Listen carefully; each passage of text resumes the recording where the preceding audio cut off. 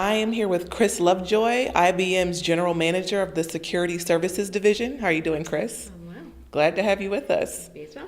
So IBM is going to give us a preview of their CISO survey, and the part that we're going to talk about today is the cloud security aspect, but they have the full report coming out in December with a lot more attitudes and trends in there from CISOs.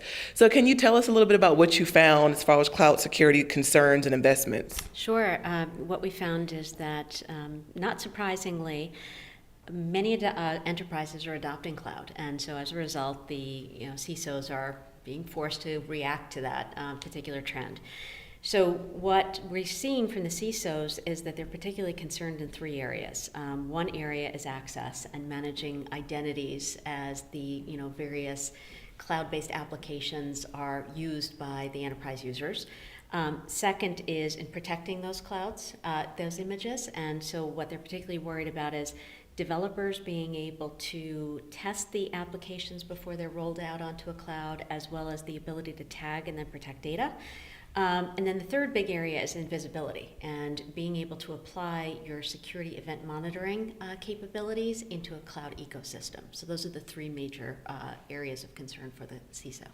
So I saw that integrating SaaS was in there. So what are the concerns with using SaaS, integrating it with other services? Well, SaaS is often, it's like a silo.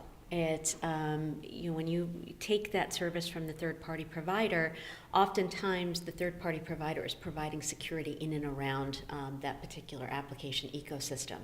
And it's very hard to manage and to see what's happening. So the security may be good, but it's not connected into your infrastructure. So the concern with SaaS is, number one, is it inherently stable, and has my procurement process dealt with the fact that the vendor has an obligation to me to provide reasonable security? Two, am I able to connect my security controls into that SaaS-based application so that I can create a seamless experience and management structure? And three, can I see what's going on? So if something happens, my data is being hosted in a third-party SaaS-based application. What happens if somebody gets at it? Am I going to be able to get that alert and react to it very quickly? Yeah. So clearly managing data in the cloud was a big concern, but yesterday you guys held an event where you spoke about the changing role of the CISO in general. The CISO in 2020, 5 years from now, what can they expect? What will that role look like? What type of responsibilities will they have? Yeah, I think the CISO role is changing very dramatically. It used to be that the CISO was a practitioner, they were a tactician, they were fighting fires. Then they kind of moved, and this was really based on a lot of the new regulatory requirements that were coming out, and they became more protectors. So they had a framework, and they were responsible for, adhering to the framework. Now they're becoming business advisors, so they're more influencers. And so what we're seeing is that the successful CISOs have one foot in technology, but one foot in the business.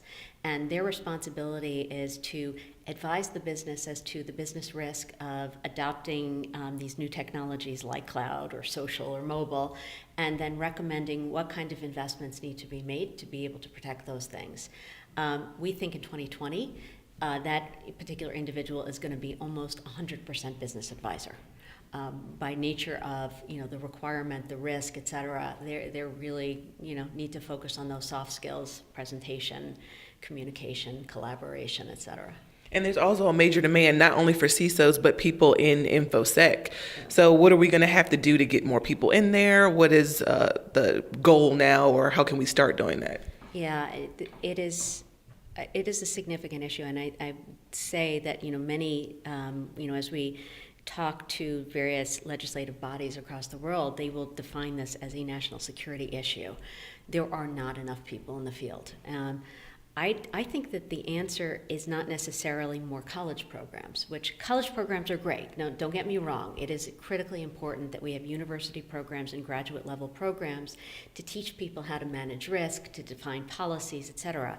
But there's also a huge need for people with good analytic skills, the ability to do forensic analysis, penetration testing, vulnerability assessments that can come from high school. So I think that the key to success here is not simply focusing where we have been on college programs, and there are a lot more coming out, and they're very good, but more focusing on the high schools and on that secondary education, and making sure that we have kids that are coming out of school can get some great jobs, but have had that practical experience of doing forensic investigations, et cetera. Great. Well, thank you so much for being with us. Again, you just heard from Kris Lovejoy, General Manager over at IBM Security Services Division. And make sure you tune in next time because we have more for you at scmagazine.com.